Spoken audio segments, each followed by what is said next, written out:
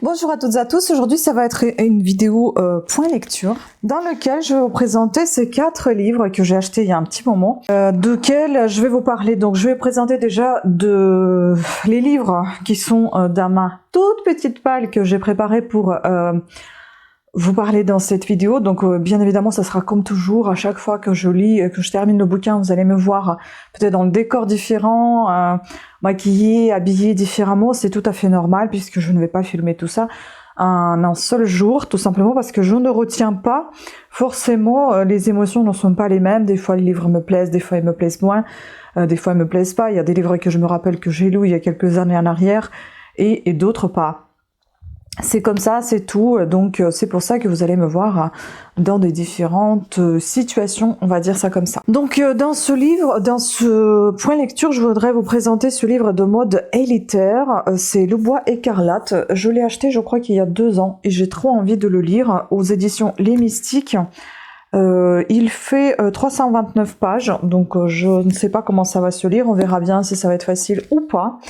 Ensuite, je voudrais vous présenter, je crois que tout a été acheté il y a 2 ans, enfin la même année, Valérie Perronnet, La Maison Poussière, La Belle Étoile, édition Marabout, pardon, collection La Belle Étoile. Cette édition, j'aime beaucoup Marabout, j'adore, donc je trouve que c'est toujours très bien écrit. La police, elle est agréable à lire, les présentations sont toujours très explicites, enfin j'aime beaucoup. Ensuite, celui-ci, il date quand même, Jean-Christophe Ruffin, La Princesse au Petit Mois. Je crois que même maintenant, il y a le Poche qui est sorti. Ça, c'est aux éditions Flammarion. Et je vous avoue que j'aime plus ces éditions-là, semi-brochées, semi-poche, parce que, poche, des fois, il y a des trucs qui sont... comme les bandeaux, vous savez, qu'on enlève, qu'on retire, mais des fois ils sont imprimés directement sur le bouquin et ça me plaît moins. Donc celui-ci aussi, j'avais envie de découvrir cet auteur, mais il y a un petit moment, et donc je pense que le temps il est venu, donc il faut que je découvre. Voilà, et puis celui-ci que je suis à un peu plus qu'à moitié, donc La Maison Enchantée de Agathe Sanjuin.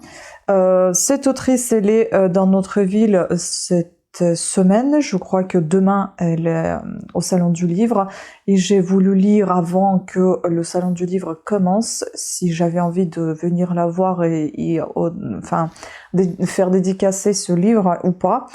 Et j'ai pas trop envie en fait, donc je ne cache pas que j'ai pas du tout aimé. C'est pas parce que moi j'ai pas aimé que vous n'allez pas aimer, hein. C'est pas parce que j'ai pas aimé que c'est mal écrit, c'est parce que moi je n'ai pas aimé, c'est tout, hein. Moi je suis pas là pour descendre le travail de quelqu'un que moi je saurais pas faire, donc c'est juste, je vous parle de mon propre avis. Et mon avis, j'ai pas accroché plus que ça. Donc ici on va suivre une jeune fille qui s'appelle Zoé. C'est une jeune femme qui grandit au fur et à mesure quand on lit ce bouquin. On la découvre en fait en tant qu'enfant avec ses 2 sœurs, je crois. Elle a 2 sœurs, vous voyez, j'ai même pas retenu en fait. Mais il me semble qu'elle a 2 sœurs. Il me semble qu'elle a 2 sœurs jumelles, un truc comme ça. Et donc en fait, leurs parents, ils travaillent beaucoup. Et donc du coup, celui qui vient les chercher à l'école, c'est leur voisin. C'est un monsieur assez âgé avec qui elles s'entendent très très bien. Donc il s'occupe des filles, il leur fait à manger, il les ramène chez lui, en attendant que les parents les récupèrent. Et donc sa maison, c'est un petit peu la caverne d'Ali Baba, dans le sens où il y a une pièce où Zoé, comme étant la plus grande, elle s'isole dans cette pièce, elle fait ses devoirs et en même temps elle regarde les livres qui sont dans cette pièce parce qu'il aime beaucoup lire. Il a pas mal de bouquins et ça l'enchante, ça la surprend un petit peu, ça l'attire. Et un jour, lui, il va lui parler, je crois, il aime les beaux livres, en fait, si vous voulez, les livres avec des images, etc. Il va lui parler un jour d'une représentation de je ne sais plus quoi. Il va lui conseiller d'aller voir ça. Et donc, un jour, ils font le voyage avec sa famille, et donc c'est là qu'elle va découvrir cette œuvre. Mais avant de découvrir cette œuvre, un jour, quand ils reviennent Ah non, c'est pendant ce voyage, pardon. Je crois que pendant ce voyage, ils vont découvrir cette œuvre qu'ils lui avaient conseillée. Les parents n'étaient pas du tout attirés par. Donc du coup, elle est partie voir toute seule pendant que les parents l'attendaient. Elle est partie voir toute seule avec... c'était un œuvre religieux, il me semble, c'était dans une église. Elle est partie toute seule voir ce monsieur qui lui expliquait de quoi il s'agissait, etc. Qu'est-ce que c'est que cette œuvre, comment il se présentait. Et donc, elle était passionnée par les explications, etc. Une fois qu'ils sont rentrés de leurs vacances, il me semble que c'est à ce moment-là qu'ils ont découvert la maison vide de ce monsieur. Ils n'ont pas compris ce qui se passait. En fait, ils ont découvert qu'il était décédé et personne ne les a avertis, personne ne leur a rien dit. Donc du coup, problème pour leurs parents, pour les parents de filles, qu'il faut maintenant chercher une solution, comment faire avec la garde des enfants. Mais le problème beaucoup plus important pour Zoé, puisqu'elle aimait beaucoup cette personne, qui lui enseignait pas mal de choses, qui lui racontait des histoires assez intéressantes, qu'elle l'observait quand il regardait des bouquins, quand il s'asseyait à son petit bureau, enfin voilà, il regardait tout ça et ça l'a passionné. Et c'est ce moment-là que ça me plaisait beaucoup, ce livre, dans ces moments. Ensuite, on va aller trop dans les détails, dans le descriptif. En fait, on va un petit peu laisser de côté la famille, son enfance, etc. Zoé a grandi, elle est partie faire ses études de l'art, je crois. Et puis ensuite, elle a commencé à faire des études de gestion, de comptabilité, ou un truc comme ça. Et au final, elle est revenue vers ses études de l'art parce qu'elle ne trouve pas son chemin dans les études qu'elle avait fait. Enfin, elle y travaillait un peu quand même, d'après ce que j'ai compris, d'après ce que je me rappelle. Elle gagnait pas mal sa vie, ce qui lui a permis de louer un appartement pour elle toute seule à Paris, même si c'est pas un grand appartement, mais elle le loue quand même. Et puis, elle commence à se faire des copains, des amis, etc. Et elle a sa petite pièce secrète dans laquelle elle est passionnée par les œuvres d'art, qu'elle va visiter des galeries, etc. Qu'elle va essayer même d'enchérir, mais c'est pas possible parce qu'avec son salaire et par rapport à d'autres qui sont là en de faire des enchères, elle est vraiment une toute petite, invisible, puisque elle n'a pas autant de fortune pour investir dans ses œuvres d'art. Donc du coup, ce qu'elle va faire, elle va essayer d'avoir un peu plus d'expérience en allant voir ces galeries, en découvrant un petit peu ses auteurs, en trouvant un petit peu son auteur, enfin son artiste préféré, et qu'elle va essayer d'acheter des œuvres d'art et qu'elle va garder dans sa pièce secrète, qu'elle ferme à clé chez elle et qu'elle ne laisse entrer personne voir. En plus, elle est plutôt passionnée par les sceaux, je crois que les estampilles, par les estampes en fait, tout ce qui est estampillé, ça la passionne, elle aime beaucoup les estampes, elle les découvre, elle essaie de connaître un petit peu leurs histoires, etc. Enfin, c'est un côté intéressant si on n'avait pas autant de descriptions. En soi, le livre n'est pas mauvais, il est bien écrit, etc. Pour moi, le langage était un petit peu compliqué, je vous avoue, il y a des mots que je connais pas du tout, étant pas n'ayant pas la langue française pour ma langue d'origine, il y a des mots que je ne connais pas encore. Il y a même des Français autour de moi, des fois quand je posais des questions, ils savaient pas ce que c'était. Et donc du coup, il fallait chercher des fois dans le dico, sur internet, sur le téléphone. Voilà, donc ça c'était un petit point négatif pour moi, mais enfin bon, c'est pas un super point négatif puisque de toute façon, on est amené quand on lit à découvrir des choses qu'on connaît pas et d'apprendre davantage. Ce qui m'a dérangé le plus, c'est le fait d'avoir autant de descriptions. Et ça, c'est gênant parce que vous le savez très bien, je n'aime pas avoir trop de descriptions. Je sors littéralement de mon bouquin. Enfin, pas physiquement, mais je ne suis plus le fil des événements et je ne suis plus du tout convaincue parce que je lis, parce que je suis perdue et j'aime pas. Et donc, c'est ça qui m'a plus gênée. Voilà, donc j'ai pas encore terminé, mais je pense pas que mon avis changera. Sauf le cas au contraire, je vous le dirai dans la vidéo suivante, enfin dans celle-ci, mais dans la séquence suivante lorsque je parlerai d'un autre livre. Mais je pense que mon avis restera tel qu'il est. Voilà, donc si vous êtes prêt à enchaîner les descriptions, et si ça vous plaît énormément, bah écoutez, c'est fait pour vous, hein. Si vous aimez tout ce qui est l'art, un petit peu histoire, recherche, etc., c'est pareil, c'est pour vous. C'est ce côté-ci justement qui m'a plu. D'ailleurs, jusqu'à maintenant encore, je ne sais pas trop qu'est-ce que ça veut dire maison enchantée. Est-ce que ça veut dire qu'on parlait de la maison de ce monsieur dans laquelle les filles venaient et attendaient donc le retour de leurs parents et qui passaient leur temps libre à faire les loisirs, à faire les devoirs, etc. Ou alors, est-ce que c'est son appartement qui est maison enchantée à Paris, puisqu'il y a cette pièce secrète où personne ne doit entrer sauf elle. Voilà, ça j'ai pas encore compris, peut-être qu'il faut que j'aille vraiment jusqu'au bout pour avoir l'explication de ce titre, mais voilà, pour l'instant c'est comme ça. Donc sur ce, je vous laisse ici, et puis je vous laisse continuer cette vidéo avec d'autres de mes lectures. Et recoucou, donc je suis en train de lire ces deux livres en même temps, oui. Donc Le bois écarlate de Maud Élitère et de Jean-Christophe Ruffin, La princesse au petit mois. Et aucun des deux me plaît en fait. Soit c'est la période parce que c'est Noël, c'est les fêtes, etc. Ma tête n'est pas du tout dans les bouquins et je suis pas la seule à ne pas pouvoir lire. J'en ai déjà vu plein de youtubeuses comme ça qui ont du mal. Soit c'est vraiment pas mon sujet, mais mes sujets de prédilection, je n'aime pas en fait. Je n'aime pas trop tout ce qui est fantastique, mystique, sauf tout ce qui concerne un petit peu la sorcellerie, je vous ai déjà dit, j'aime beaucoup. Mais alors là, les mystiques... En fait, ici, tout démarrait plutôt pas mal. On parle de bois écarlate, sylve écarlate, sylve rouge. Déjà, je me disais, mais c'est quoi ce sylve rouge? En fait, ça veut dire bois. Je ne savais pas. Le livre est beau en soi, hein, ça, c'est peut-être ça qui m'avait attiré.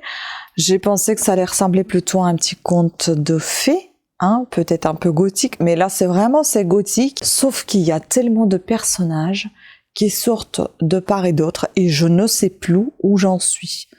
D'abord, on va découvrir ce Charlie Holtz, je crois que c'est ça, Charlie, il s'appelle, qui est un écrivain de choses sordides, qui puise son inspiration dans ce bois écarlate, et qui, en fait, dans ce bois, il se passe des choses assez graves, glauques, des meurtres, des violences, etc. Et donc là, on va découvrir un meurtre de deux enfants, je crois. Je ne me rappelle pas parce que honnêtement je suis perdue dans ce bouquin parce que je n'y suis pas en fait. Je sais pas, je suis pas, j'aime pas. Mais ça veut pas dire qu'il est mauvais, hein. C'est peut-être moi, c'est peut-être vraiment pas mon style en fait. Je suis un peu dégoûtée parce que je me dis bon purée quand même 20 €, 21. J'ai quand même lu jusqu'à 123, page 123 et toujours pas emballé. Je me dis, laisse poser un peu et peut-être que ça va revenir. Peut-être que je vais voir ça autrement. Bon, de toute façon, je vous en parlerai encore une nouvelle fois une fois que ça sera terminé. Mais pour l'instant, j'en suis là. Cet auteur qui puise son inspiration dans les meurtres et violences faites dans cette forêt écarlate parce que tout simplement, il me semble avec l'automne, la forêt devient tout rouge.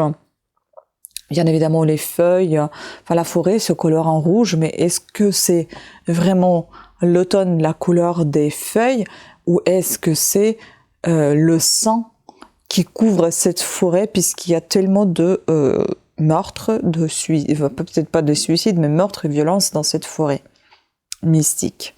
Voilà, on verra plus tard. Ensuite, celui-ci.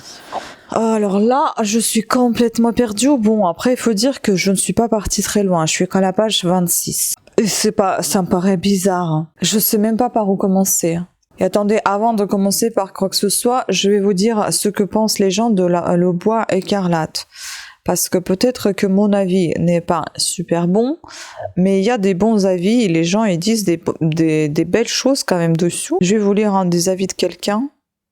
Voilà. Un bois inquiétant, des disparitions d'enfants, un romancier et un manque d'inspiration perdue, isolé dans une forêt qui n'a rien de naturel. La ville de Trefendel est entourée par un bois qui se teint entièrement de rouge lors de l'automne. Nombre de mystères et de légendes urbaines gravitent autour de lui, mais ses secrets restent cependant bien gardés. Charlie Holtz, Un auteur baroudeur qui s'inspire d'histoires sordides pour écrire ses romans revient à Treffendel où, quelques mois plus tôt, s'est passé un événement macabre, la mort violente de 2 enfants. Sous prétexte d'écrire un nouveau livre, Charlie se lance dans une enquête qui le conduira au cœur des mystères du bois, sur les traces d'un animal merveilleux doté de paroles. Ça, j'ai rien compris. Sous la plume gothique de mode élitaire, le surnaturel côtoie les questionnements éthiques et l'écologie, le tout saupoudré de mystère et d'un soupçon de thriller. Voilà. Puis, donc, La princesse au petit mois, je ne suis qu'à la page 26. Pour l'instant, je n'ai pas découvert grand-chose. On parle d'un consulat, d'un consul qui s'appelle Aurel, qui est envoyé à une... il me semble qu'il a été envoyé dans une... il a une affaire assez importante dans une ambassade, il me semble, où il va se rendre et les gens sont immenses, je sais plus quoi. Enfin bon, je pense que celui-ci, je vous en parlerai plus tard parce que franchement, j'y suis pas du tout. Donc voilà. Donc voilà, c'était tout. Hein. Tenez, je vous tiens au courant pour... c'était quoi, La Maison Enchantée, où on l'a déjà lu celui-là, non? C'est peut-être... Il y a une autre. Il y a un autre livre, le dernier, qui doit compléter cette série de livres de cette vidéo. Et puis là, les fantastiques, je pense que je vais m'arrêter, sauf ceux qui restent encore chez moi, mais sinon ça va être plutôt thriller, des choses un peu psychologiques et basta. Parce que là, je suis perdue avec les mystiques et fantastiques. Voilà. Alors, je reviens vers vous avec cette histoire de Jean-Christophe Ruffin, La princesse au petit mois. Je savais pas trop quoi vous dire parce que j'ai pas compris au départ toute cette histoire. Donc je reviens vers cette histoire. On va suivre ici un consul qui s'appelle Aurel Timescu, je crois. C'est ça, Aurel Timescu, qui est d'origine roumaine et qui est un personnage à part entière, qui est assez drôle. En fait, il y a un prince d'un pays imaginaire pays imaginaire dans ce livre, hein, qui va faire appel à ce consul pour retrouver sa femme disparue. Donc il y a une princesse qui a disparu, et ça c'est le prince donc qui va entre guillemets pas mener l'enquête, mais demander plutôt à mener l'enquête par ce Aurel. Il va l'inviter dans son domaine où il va siéger, donc il va rester dans cette belle demeure. On va lui dédier carrément une aile où il va avoir le piano à sa guise. Carrément, on va lui remonter une caisse de vin afin que le monsieur puisse réfléchir et construire la future enquête. Donc lui, en fait, pourquoi je dis que c'est un personnage, parce que il s'habille assez bizarrement, on dirait qu'il se déguise plutôt qu'il s'habille. Il joue le piano et puis il boit le vin et puis il réfléchit beaucoup et comme ça les idées lui viennent en tête. Bon, après le côté boire, franchement, vous savez très bien, moi l'alcoolisme, les femmes, les violences faites aux femmes et les histoires beaucoup trop vraies ne me plaisent pas. Ou trop fantastique. Là, c'est un petit peu le cas, donc c'est assez imaginaire. Bon, il n'y a pas trop de fantastique, c'est plutôt imaginaire que fantastique. Il n'y a pas de mysticité non plus. Je sais pas si on dit mysticité ou mystique, rien de mystique dedans, mais c'est assez sympa dans le sens, ça se lit assez facilement, légèrement. Mais ce qui est problématique pour moi dans ce livre, c'est qu'on tourne autour de cette histoire de disparition comme si c'était quelque chose d'assez mystérieux, d'assez intéressant. On comprend pas où est passée la femme. On sait qu'ils ont plusieurs, donc ils ont une domaine dans ce pays imaginaire, Stackenbach ou Starken, enfin je sais plus. Après, ça doit être Starkenbach, c'est ça. Dans ce pays, ils ont le personnel qui les aide à vivre. Il y a donc une réfugiée syrienne qui est dans ce domaine et grâce à cette Altesse qui a disparu, elle y est. Elle a appris le français, Elle est sa confidente, elle raconte un petit peu à Aurel qu'est-ce qu'elle pense de l'Altesse, les questions qu'il lui pose, donc elle lui répond, et puis il s'essaie de trouver comment retrouver donc la princesse. On essaye par tous les moyens donc de découvrir qui est cette fameuse princesse qui a 3 enfants et dont un seul était vu dont Aurel il en a vu qu'un seul, un de ses fils. On comprend pas sa disparition puisque visiblement il mène une belle vie. Elle mène une belle vie. Elle a une maison aussi, une dépendance à Corse où elle va se reposer assez régulièrement. Elle est donc dans ce domaine. Il y en a un autre endroit où elle se rend aussi. Enfin, petit à petit, il va aller voir un petit peu les archives généalogiques de la famille. Il va trouver les photos, comparer, etc. Trouver les origines de cette Altesse qui vont l'amener à une résolution de cette enquête. Je ne suis qu'à moitié, mais de toute façon, je vous dévoilerai pas la fin. Et en fait, ce qui m'a un petit peu perturbée, puisque déjà à la moitié, on sait de quoi s'agit-il exactement. Et au final, ça me déçoit un peu, puisque à force de tourner autour de ce côté un peu imaginaire et quelque peu mystique, puisqu'on ne comprend pas où est-ce qu'elle est passée, comment ça se fait qu'elle a disparu, qu'on ne demande pas de rançon, on ne l'a pas kidnappée, rien du tout. Enfin, ça fait quelques semaines qu'elle est plus là. On ne sait pas où elle est, tout allait bien dans sa vie, elle ne pensait pas au suicide, ni rien du tout. Donc c'est assez mystérieux cette disparition, pour au final découvrir quelque chose d'assez classique et basique, qui peut être un petit peu dans toutes les familles, dans toutes les vies de femmes, hommes. Et au final, ce côté imaginaire et mystique tombe un petit peu à l'eau une fois qu'on découvre pourquoi cette princesse a disparu. Voilà, donc je vous ai déjà dévoilé un petit peu le contenu. Dans l'ensemble, et le livre, franchement, il est pas mal parce qu'il se lit bien, il est bien écrit, je trouve. Ce personnage d'Aurel, il est assez marrant parce que par moments, c'est vrai que je rigolais. Ça me faisait penser vraiment à Cozy Mystery. Je ne sais pas si ça en fait partie. C'est peut-être juste, c'est un roman, à mon avis, hein, mais avec une enquête un peu policière par un consul. Donc, je sais pas si c'est marqué que c'est un roman. Non, c'est pas marqué que c'est un roman, mais en tout cas, si c'est un roman. Donc, voilà, c'est assez sympa. Après, je ne sais pas si je vais lire d'autres romans de cet écrivain, tout simplement parce que ce côté imaginaire me perturbe un petit peu. Comme je vous ai dit, je suis un petit peu à la fois terre à terre et un petit peu dans les nuages, mais enfin terre à terre dans le sens où je ne crois pas trop à tout ce qui est imaginaire, mais je crois quand même au côté mystique, donc c'est un peu bizarre, vous voyez, je suis un peu partagée. Je n'aime pas trop les histoires d'ailleurs vraies, hein, terre à terre. À la fois, je lis Pierre Bellemare, donc allez comprendre. Je ne sais pas. Je pense peut-être que ça doit dépendre aussi de l'humeur. Mais en tout cas, je peux pas dire que je suis déçue. Je peux pas dire que c'est un coup de cœur. C'est tout simplement une bonne lecture. Voilà.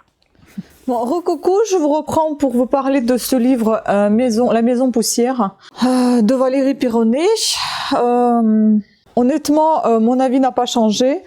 J'avais laissé un court avis sur Instagram et vraiment je suis pas fan. En fait, c'est un livre qui est il est bien écrit, hein. Il est très très descriptif à mon goût. Et donc en fait, on comprend pas ce qui se passe. On parle ici d'une Française, on connaît pas son prénom jusqu'à moitié du livre, on va apprendre comment elle s'appelle qu'à partir de la moitié. Elle est à Montréal, d'après ce que j'ai compris, enfin elle est au Canada, et donc elle nettoie la maison tout le temps, et quelque chose nous parle tout le temps de ses sentiments. Et donc en fait on va comprendre que c'est la maison même qui nous parle de ses sentiments, des familles qui ont vécu dans cette maison et autour, que maintenant il n'y a plus de maisons qui étaient aux alentours de celle-ci et qu'il y a la route nationale et que ce n'est pas aussi calme que ce n'était avant. Cette maison nous parle de la vie même qui était passée dans cette maison, et cette Française, elle nettoie la maison de sa poussière, de ses sentiments, on va dire. Et donc, petit à petit, elle découvre les souvenirs qui étaient dans cette maison. Voilà, elle va découvrir un objet assez rare et coûteux, enfin de valeur, qui va l'impressionner et qui va lui rappeler quelques souvenirs.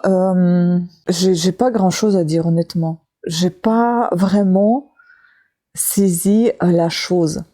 En fait, ce livre, il me rappelle beaucoup le livre de Ask Disperanza, je crois, Je suis une porte. Au départ, j'ai même pas compris que c'était la porte qui nous parlait de ses sentiments.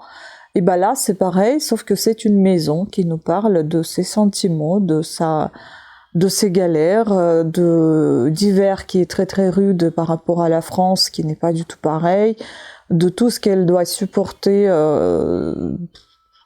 pendant le temps qui est fait au Canada, et puis en plus tous ces sentiments qui lui sont restés depuis des années et des années dans ces murs, comme on dit, les murs ont des oreilles, bah c'est bien le cas, parce qu'à chaque fois quand on parle d'une famille ou de quelqu'un dans cette maison, on rajoute comme si c'était une troisième personne la maison de même. Donc voilà. Je sais pas, moi je pense que j'ai fait peut-être un mauvais résumé, mais je suis restée comme ça, perplexe devant ce livre. Ce qui est bien, c'est que c'est une lecture un peu réconfortante, parce que quand on lit, c'est un côté assez nostalgique peut-être par rapport à des sentiments de chacun, de vie de chacun qui aurait pu vivre par exemple son enfance dans une maison et qui a des souvenirs, etc. Ça peut faire ressurgir vos souvenirs d'enfance. Ça, c'est assez intéressant, ce côté un peu cocooning, surtout quand il fait froid, en hiver. C'est bien de lire ça. Mais à vrai dire, franchement, c'est pas mon coup de cœur. C'est pas du tout la lecture que je préfère. Je suis un peu déçue. Voilà. Et celui-ci, finalement, je l'ai abandonné complètement parce que vraiment, mais je suis... Je crois que cette vidéo, c'est que des choses négatives. J'ai l'impression que j'avais lu et je suis vraiment pas satisfaite de ses avis, quoi. Donc je n'aime pas du tout. Mais bon, c'est comme ça et puis c'est tout. En espérant que je vais reprendre des lectures un peu plus intéressantes à mon goût et qui seront un peu plus dans mon style et que je pourrai lire, parce que là, trop fantastique pour moi, ça tue le fantastique en fait. Moi, j'aime beaucoup tout ce qui a un côté un peu mystique, mais alors fantastique. Donc non, je suis un peu dégoûtée par rapport à celui-là, même beaucoup dégoûtée. Je suis vraiment déçue de l'avoir acheté. Et je m'attendais pas du tout à lire ce que j'ai lu. Voilà, donc un peu dégoûtée. C'est comme ça. Sur ce, écoutez, je vous remercie beaucoup de votre attention que vous avez apportée à cette vidéo. Elle est terminée à présent, elle est terminée. Et là, je vais peut-être me lancer dans une des sagas ou dans deux sagas pour avancer un petit peu aussi mes sagas, que ce soit thriller ou cozy mystery, peu importe. Mais j'ai envie de me retrouver dans quelque chose que je connais un peu mieux et où je me sens un peu plus à l'aise, où je connais les personnages, où je vais me retrouver à coup sûr. Voilà. Sur ce, je vous invite à vous abonner, à activer la petite cloche de notification. Pensez à me dire aussi ce que vous avez pensé de ces bouquins si vous les avez lus. Peut-être que nos avis ils divergent, ils sont peut-être complètement différents. Et voilà. Je vous embrasse et je vous dis à très bientôt. Ciao.